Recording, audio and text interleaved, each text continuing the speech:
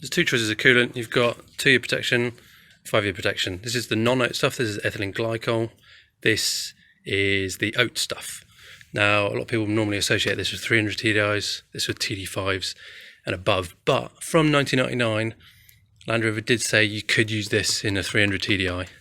They did actually specify that as the Havoline XLC long life coolant, which is effectively this stuff, oat stuff. And now I know a lot of people say that if you mix the two, then it turns into sludge and blocks your engine up.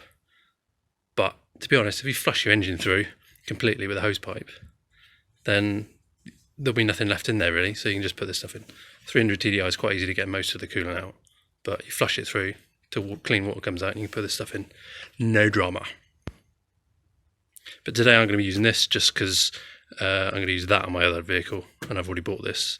I don't want to have to flush the vehicle through, so I'm going to use this one.